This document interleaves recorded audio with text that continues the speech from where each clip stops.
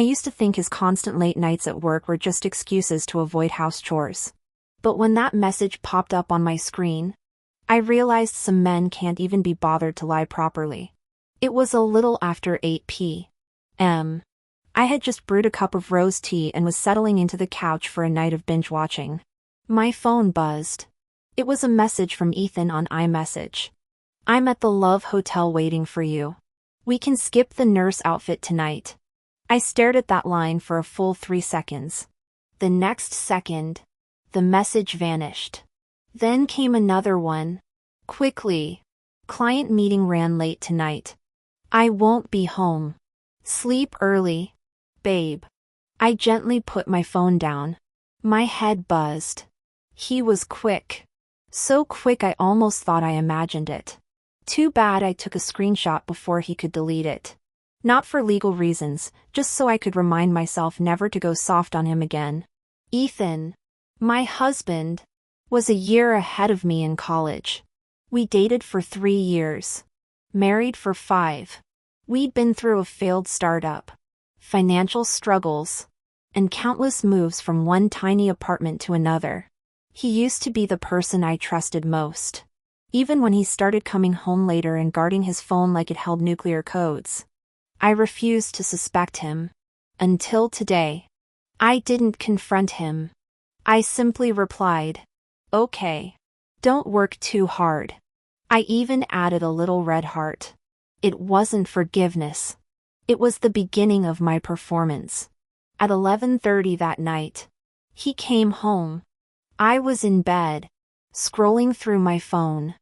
I asked casually, "Didn't you say the client had a last-minute meeting? Why are you back?"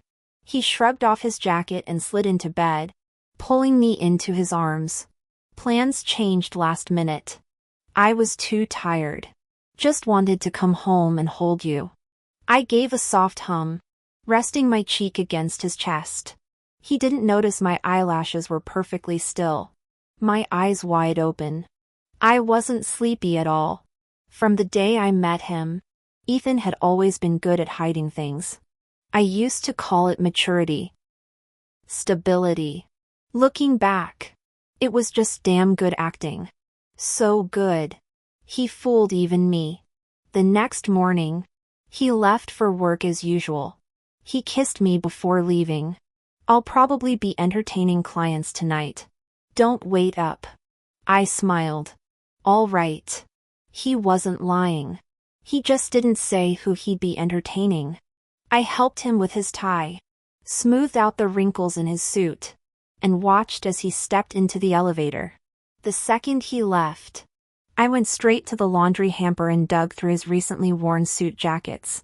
In the inside pocket of one, I found a hotel membership card. Pink. With a bold logo. I knew the name, it was that couple's hotel we once visited together. I stared at the card for a long time. I remembered how last night, he'd held me and said he was exhausted. That all he wanted was to be home with me. I remembered the message he tried to delete. The one about the Love Hotel. I took a picture of the card and carefully put it back.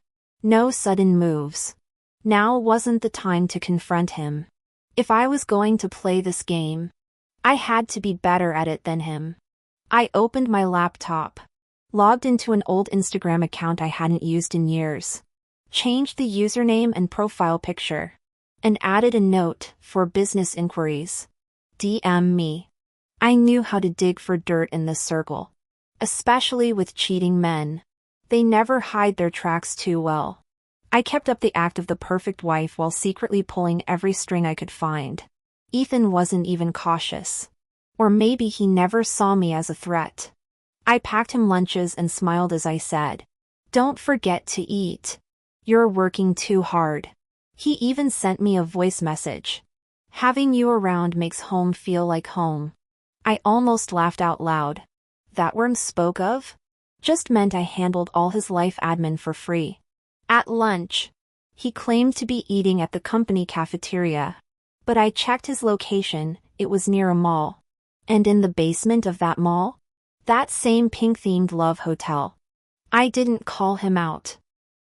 I kept texting him good morning. Good night. What are you up to? When he said he had another client dinner, I reminded him gently, don't drink too much. Take care of your stomach. I was playing the part perfectly. He probably thought he was fooling me completely. But I knew men like him didn't fear confrontation. They feared silence. Because silence meant you were planning something. And I was. I started digging into his phone bill, credit card records, even any recent changes in his company's stock ownership. I wasn't using his phone. I still had back-end access from when I used to be his business partner. He forgot to revoke it. I never reminded him.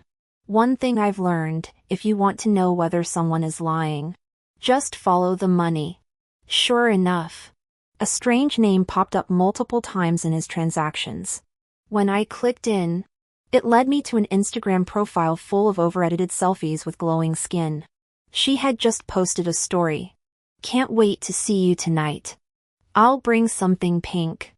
I smirked. No doubt. She was the one he'd messaged about the hotel. I hit follow. 3 minutes later, she followed back and sent a DM. Who are you? I didn't reply immediately. I browsed her feed first. Pink stilettos. Starbucks drinks. Hotel candles. Boutique perfumes, each one captioned from Ethan. She wasn't even an influencer. Just a girl with a few hundred followers and way too much confidence in being someone else's side piece. I finally typed. I'm probably the last person you want to meet. She replied instantly. I typed slowly, carefully, each word hitting like a nail on her screen. Your Ethan is my husband. After a pause, she sent a voice message. High-pitched. Flustered. Please don't be mad. I didn't know he was married, he never told me.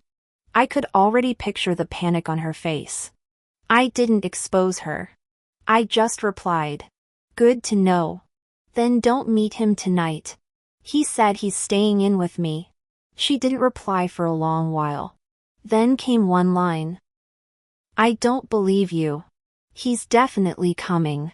I stared at that message for a few seconds. Then, on impulse, I typed. Then maybe I'll come see for myself? She didn't answer. The next afternoon, I got another DM from her. It was her. Are you really not coming tonight? Ethan said he'd be here a little later. I stared at the message, a small smile playing at the corner of my mouth. Women are like that, even when they suspect they might be the other woman. They can't help but want to win. Not for the man, but just to prove they're more special. I didn't reply. Instead, I booked a hotel room under Ethan's name using his ID number. He went to that hotel so often. The front desk staff already knew him. I gave the name, and the receptionist immediately said, "Ah, Mr. Ethan again? Same room as usual?" "Yes," I said with a warm tone. "And please prepare a bottle of red wine." Once everything was set, I put on a plain white tee and a pair of jeans, matched with simple flats. There was no need to dress up for the night, this wasn't a ball. I wasn't there to impress. I was there to wreck. At 7 p.m., I deliberately waited for him to leave the house before heading out from the other entrance. He even messaged me, "Client pushed the meeting a bit later tonight. I won't be coming home. Don't wait up." I nearly laughed watching him lie so cautiously. By then, I'd already checked in at the hotel. "Could you open the room, please?" I asked the front desk. The receptionist hesitated, glancing at the room key in my hand. Someone's already in that room." I smiled and held up a photocopy of Ethan's ID. "That's my husband. He told me to go up and wait for him." The receptionist quickly nodded and took me upstairs. As soon as the door opened, I was hit by a wave of cheap perfume, sickeningly sweet and overly strong. Like someone desperately trying to cover something up and only making it worse. A woman sat on the edge of the bed in a towel, scrolling on her phone. She looked up and froze the moment she saw me. I didn't say a word. Just stepped in, closed the door, and flipped the lock. She looked panicked. Why are you here? I walked over, picked up the half-poured bottle of wine beside her, and said, "Didn't I say I'd come see for myself?" She sat there stunned. I poured myself a glass, then sat on the couch. "He'll be here soon, right?" I asked casually. She nodded, then shook her head, looking like a trapped fly unable to find the window. My eyes swept the room and landed on a man's jacket tossed over the sofa. I recognized it. It was the one I gave Ethan for his birthday last year.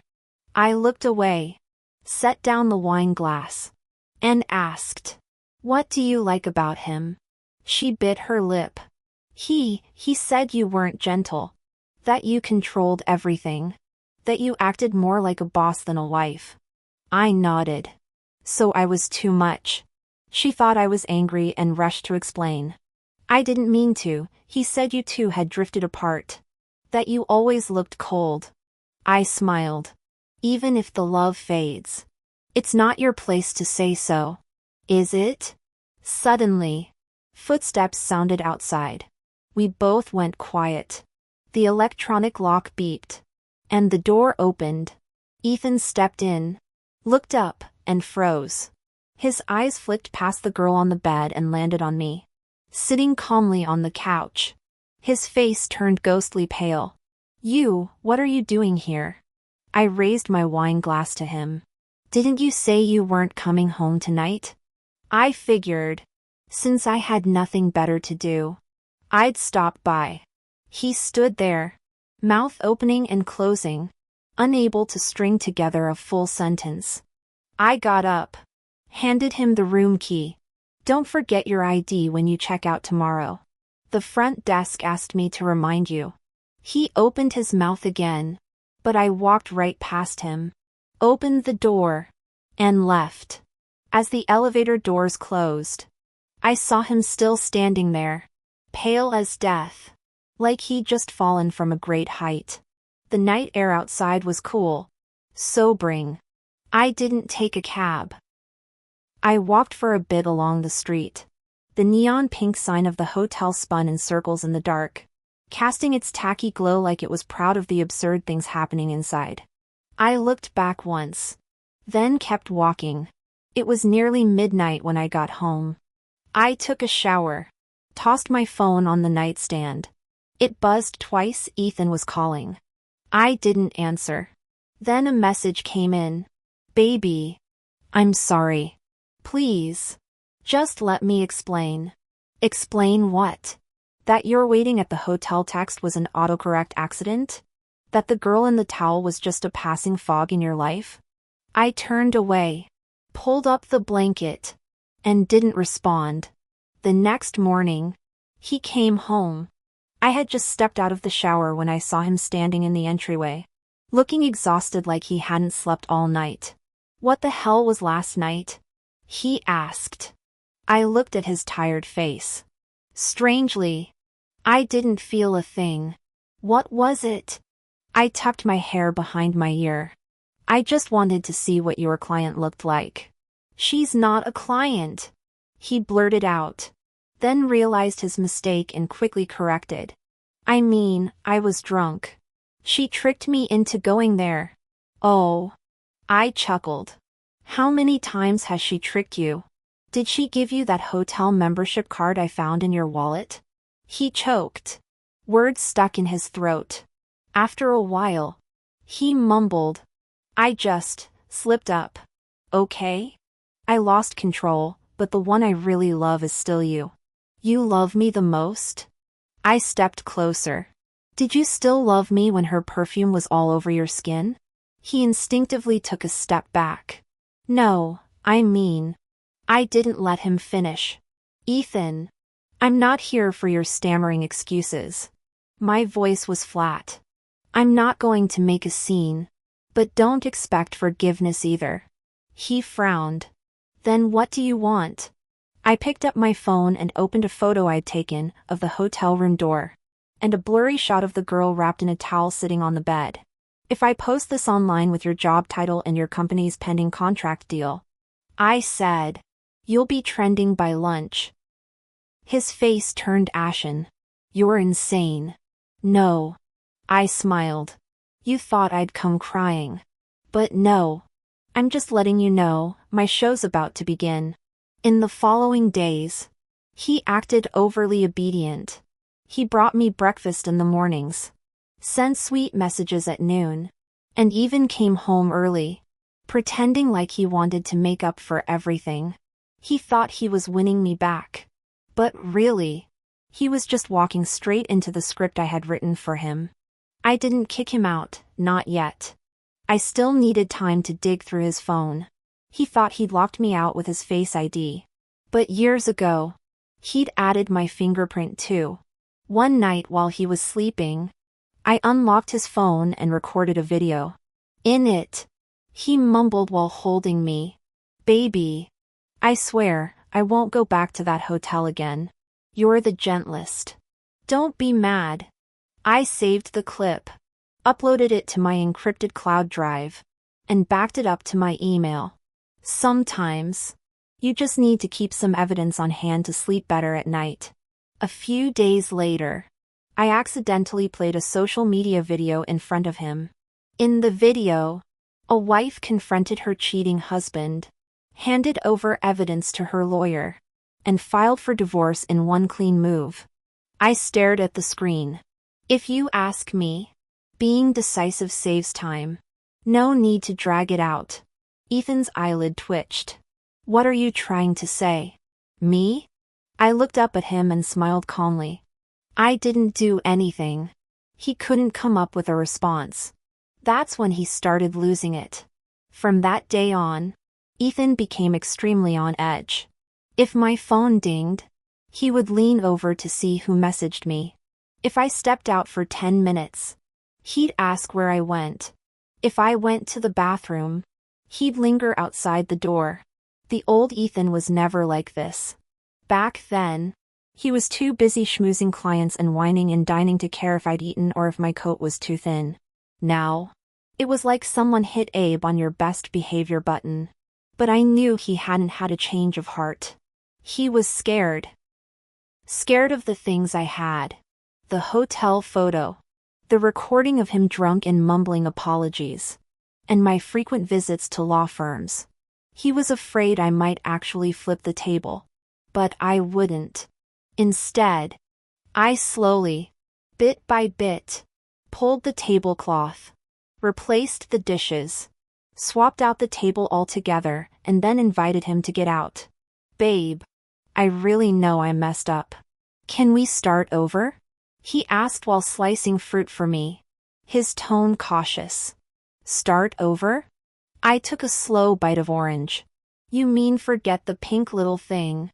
Or forget the text you sent, "I'm waiting for you at the Love Hotel"? His smile froze. I didn't mean to. I meant to send that to her. No. I sent it by mistake. I waved a hand to cut him off. Don't explain. I don't care. I swear. It was just a stupid mistake. Right. I smiled. And you said that while wearing that hotel bathrobe, right? He froze. I saw the security footage. I said, looking him in the eye. The hallway camera caught it all, your baseball cap. How you held her arm. You'd been drinking. But you weren't drunk. Ethan finally went silent. He knew any more lies would only dig a deeper hole. He shut up. But it was already too late.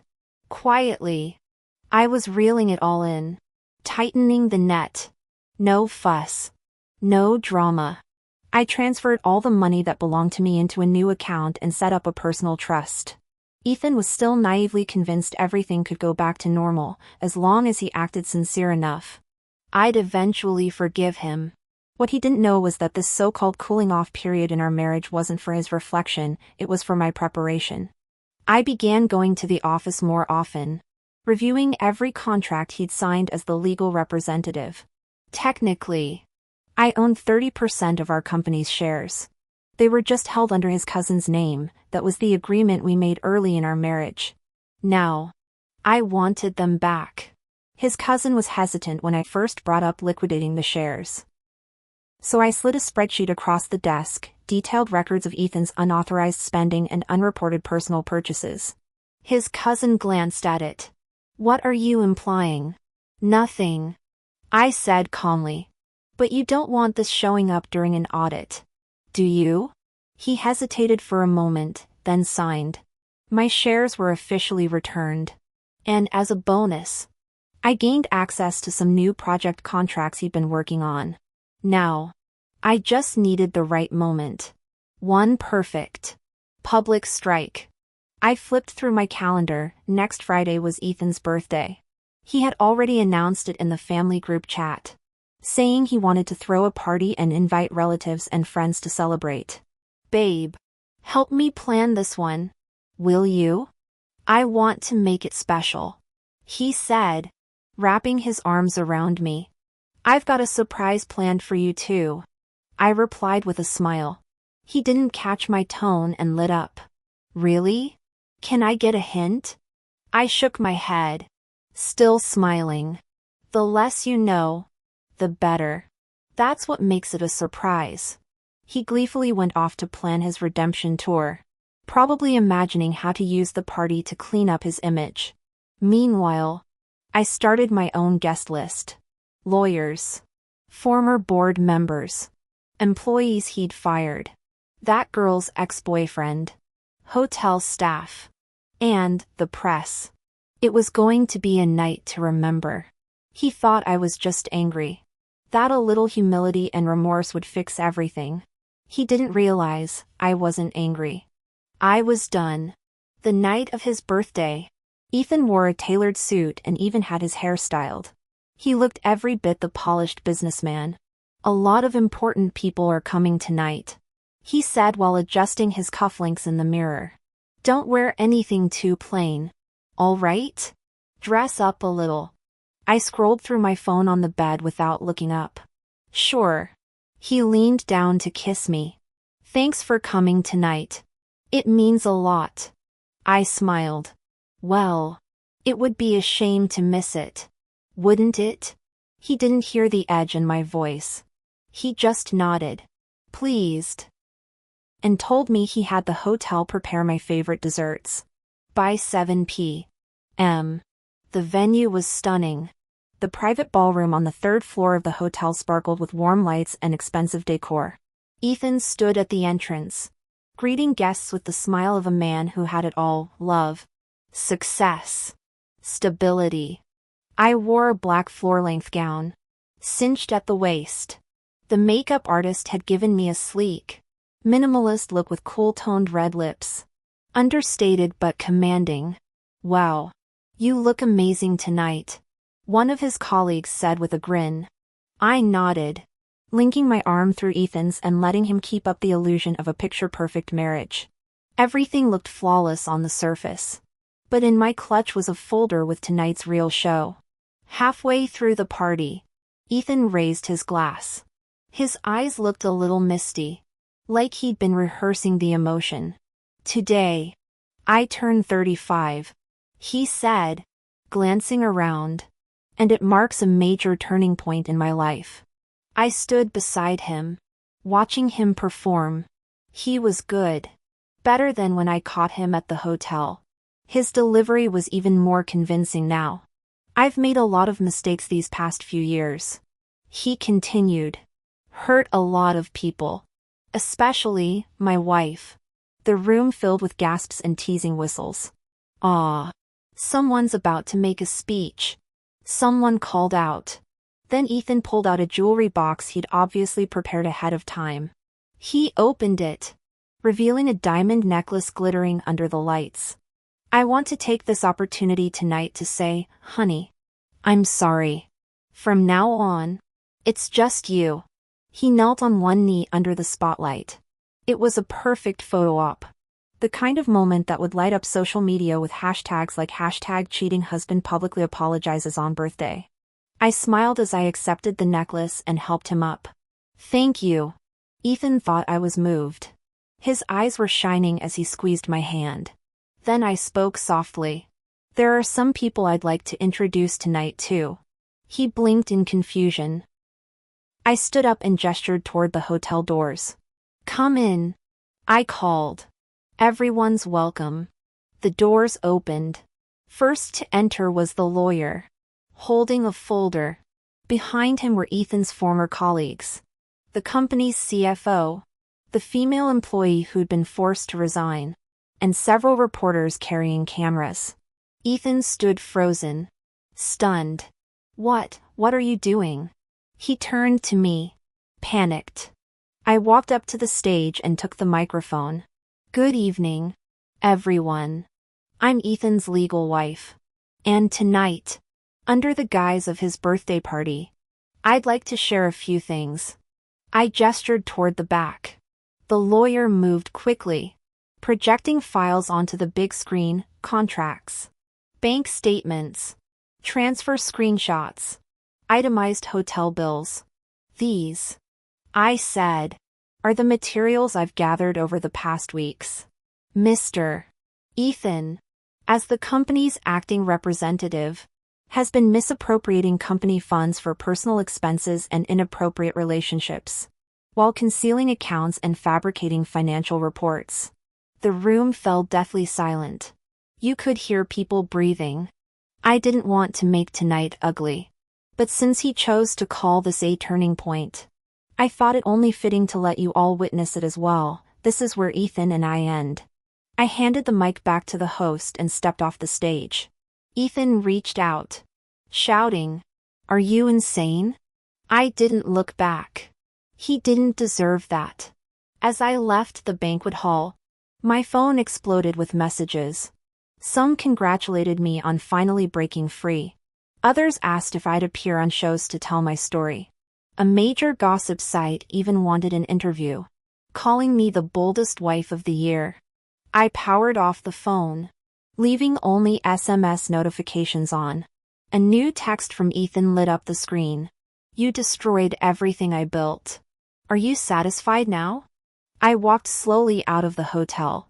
Not because I was sentimental, but because the heels were killing my feet. I was wearing the pair he used to love the most, red patent leather stilettos. Fine when standing still, but after an hour, every step felt like walking on razor blades. I still wore them anyway, because I knew that moment he saw me, he'd feel guilty. Funny, isn't it? I used to dress for comfort, and he used to criticize me for it. Why can't you learn to dress like other wives? Now that I was dressed to impress, he couldn't utter a word. When I got home and kicked off the shoes, I had just barely sat down before my phone buzzed like crazy. Hello? I answered, not bothering to change my tone. Are you home? It was Ethan's mother. Her voice was panicked. Your father-in-law said you made a scene in front of everyone. Did you misunderstand Ethan? I chuckled. Ma'am, I'll send you a few pictures. Take a look first before deciding whether there's been a misunderstanding. I don't want to see any of that. She snapped. Ethan said you've been meeting with lawyers, planning to divorce and split the assets. How could you be so heartless? My head throbbed. I held the phone away from my ear, stared at the ceiling for a breath, then hung up. Just like I thought, their first instinct wasn't to condemn Ethan's cheating or illegal behavior. It was to blame me for not being gracious. This family really was all the same. A few days later, the lawyer called. The board had forced Ethan to resign. I hadn't submitted anything to the company directly, but enough of them had seen the evidence at the banquet, like the apartment he bought for his mistress, the abortion he paid for, and the plastic surgery in South Korea. One of the board's oldest members, a traditionalist, even scolded him on the spot, calling him a disgrace. That week, Ethan was running around like a madman, calling anyone he could for help. But few people would even take his calls. In business, no one cares about your personal life. They only care about the books, the profit, the risk. That weekend, I was at home sorting through contracts when someone knocked on the door. I opened it. It was her. The same woman who once texted to taunt me, saying Ethan was spending the night with her. She stood there, pale, makeup smeared, greasy hair clinging to her face. "What do you want?" I asked calmly. "Sis, do you know where he is?" She clung to the door frame. "He blocked me. His mom won't let me near the house. She said I ruined their family. What happened to that little pregnancy stunt?" I sneered. "Can't handle the fallout now?" Her eyes filled with tears. She started sobbing. "He said he'd divorce you. I believed everything. I did everything for him, and now I can't even make my mortgage payments. All the loans he helped me take out are in my name." I leaned against the doorframe, arms crossed. "Do you expect me to feel sorry for you?" She looked down like a scolded dog soaked in cold water. For a moment, I almost laughed. Almost. This story was so tired, cheating man, emotionally manipulated girl. I'd seen this script 1,000 times. And now it was playing out in real life. Beat for beat. "You should call the cops," I told her. At this point, it's not just a moral issue anymore. I turned to shut the door, but she suddenly dropped to her knees and clung to my leg. "Please, I don't know what to do. Please tell me what to do." I yanked my leg free. "You think kneeling in front of me is going to change anything?" My voice was ice. "Did you imagine the scene when you were sleeping with my husband?" "I had no choice," she sobbed. "That was your choice," I said coldly. "No one forced you." And I closed the door without looking back. I later heard she did go to the police, but not to press charges on behalf of others. She filed a fraud report against Ethan and wrote a blog post online detailing how she was emotionally manipulated. Naturally, the comments were brutal. People called her a homewrecker, said she deserved it, told her not to bother trying to play the victim. Maybe she thought she could earn some sympathy. But even the internet wouldn't take her side. People are practical. If you're not standing on moral high ground, don't expect anyone to throw you a rope. I didn't bother reading the full post. Just skimmed the title and swiped it away. Not my problem anymore. Ethan finally went quiet. After I deleted all his contacts, he started trying to reach me through burner accounts, emails, even sending flowers and chocolates with our wedding photos through third-party delivery services. I returned all of it. One day I'd had enough and called the flower shop directly. "Can you please stop delivering these pathetic apology packages? If I get one more, I'm filing a harassment report." The manager sounded terrified and promised to blacklist him immediately. Ethan posted a story visible only to me on Instagram. A photo of a homemade cake. The caption, "Still thinking of you today." I stared at it for 3 seconds before hitting the X. Funny, I never even tasted anything he baked. But he sure knew how to put on a show for social media. That phase, he became a complete outcast. After the board ousted him, no one in the industry would invest in him again. He reached out to old buddies to pitch new projects. But as soon as they ran his credit, they saw it all: overdue buy now pay later bills, missed payments on small loans, maxed out credit cards. Everyone bailed. Even his own family gave up. His mother actually called me, begging for forgiveness. "Sweetie, I know he messed up, but he's in a really bad place now. Remember how you two used to talk about having a baby? If you're willing to reconcile, our family." I didn't let her finish. "Ma'am." I cut her off. "I have recordings. If you call again, I'll post them in your hometown group chat." She cursed me cold-blooded and hung up. I exhaled deeply into the couch cushion, thinking, peace. At last. Ethan's downfall came faster than I expected. A month later, he sold his only car.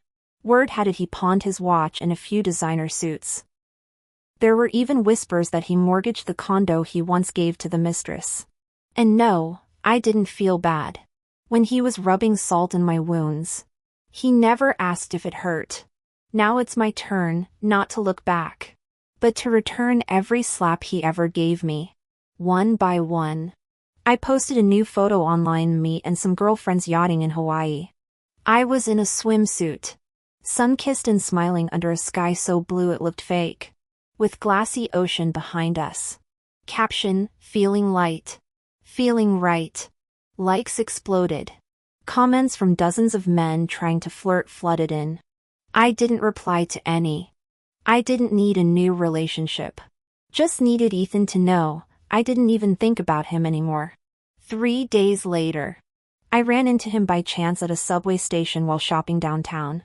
He looked thin, almost frail. Shirt wrinkled, pant cuffs uneven, like someone who hadn't had a job in months.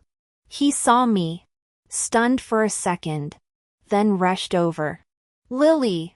I stood by the ticket machine, didn't even glance up. "Who are you?" He froze, voice lowering. "I know you still hate me. I'm not here to cause trouble, I just wanted you to know. I sold that place. She's gone. I really know I was wrong. Whether you sold it or not, what's that got to do with me?" I cut him off. "Lily, I dream about you every night." His eyes watered. Could you give me one more chance? I'll change everything. I swear." I looked him in the eye for a few seconds, then asked, "That night at the hotel, that message, 'I'm waiting for you,' was that meant for her?" He froze. "That message you recalled." I smiled faintly. "Did you think I'd forgotten?" His shoulders slumped like something inside him gave out.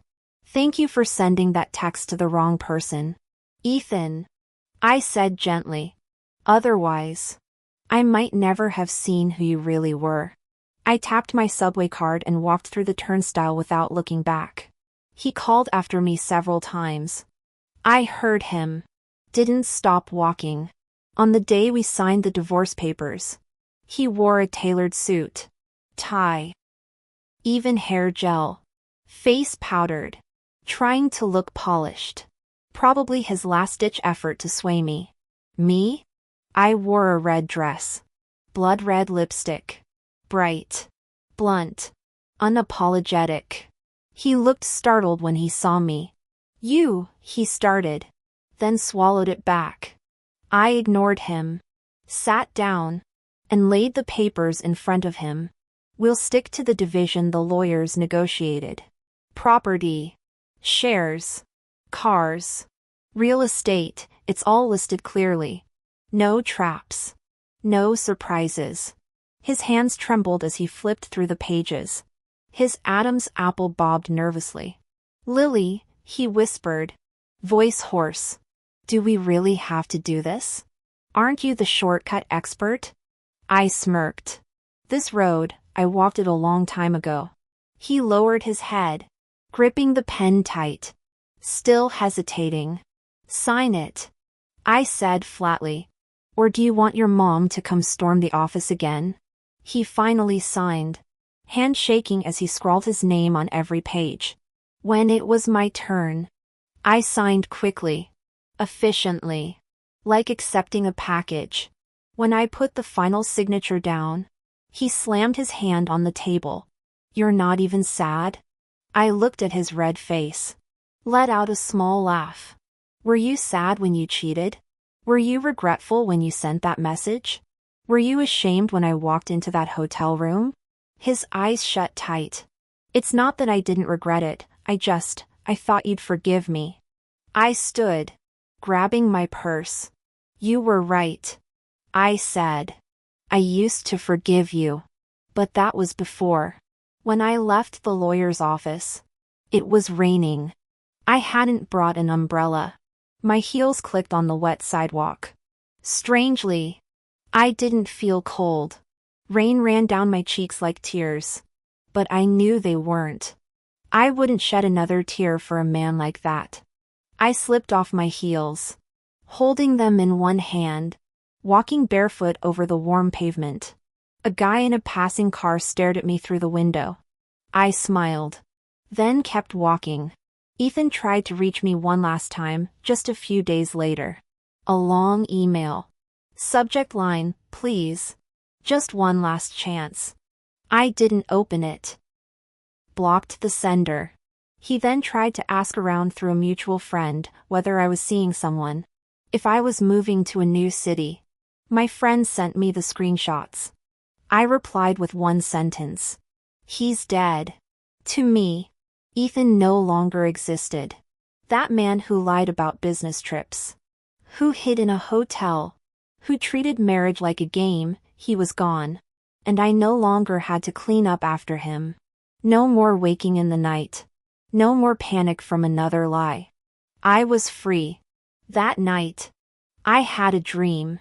I was standing on the top floor of a tall building, looking down at a city lit up like a galaxy. I wasn't crying. I didn't scream. I just stood quietly by the window, holding a freshly signed divorce agreement in my hand. The wind outside was wild, whipping my hair into the air. But I stood firm. A year after the divorce, I felt like a different person. Not because I suddenly became powerful or wildly successful, but because, for once, I wasn't chained down. My emotions were free. My time was mine again. I even started ordering food I actually wanted to eat.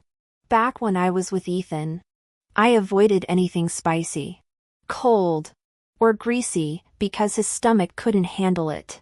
Now, spicy hot pot, ice-cold Coke, extra chili crawfish, I had it all. And I loved every bite. I even signed up for a fitness class and learned how to build glutes and define my waistline. My trainer said I had great potential and casually tried to give me his number. I wasn't in a rush to fall in love again, or to get over the past. I was just learning how to put myself first. One day, a friend invited me to check out some new apartments. Didn't you say you wanted to start over in a new city? She asked. This area just launched, tons of gorgeous single-girl flats. She sent over a few photos. Floor-to-ceiling windows. Light Scandinavian decor. A rattan swing chair by the sun-drenched window. You like it? She asked. I love it. I nodded. Should we go sign the paperwork? I smiled but didn't answer right away. Instead, I opened the Notes app on my phone and typed. This is the start of my new life. The night I signed the lease, I walked home alone, carrying a bottle of red wine. I sat out on the new balcony, watching the sky fade into indigo as the moon rose quietly above the rooftops. Wind chimes swayed in the breeze, soft and sweet. I scrolled through my contacts, names that once felt warm, now faintly unfamiliar. At the very bottom of the list was the one I had blocked. Ethan. I didn't open the thread. I just hit delete. And this time, there was no hesitation. Just like throwing away a pair of worn-out heels. You might have loved them once. They walked through a lot with you. But they don't fit anymore. Worse, they've left you blistered and bleeding. Later, I got a wedding invitation from a college friend. Beach ceremony. She'd been one of the first to fall in love back in school. She asked me to be a bridesmaid.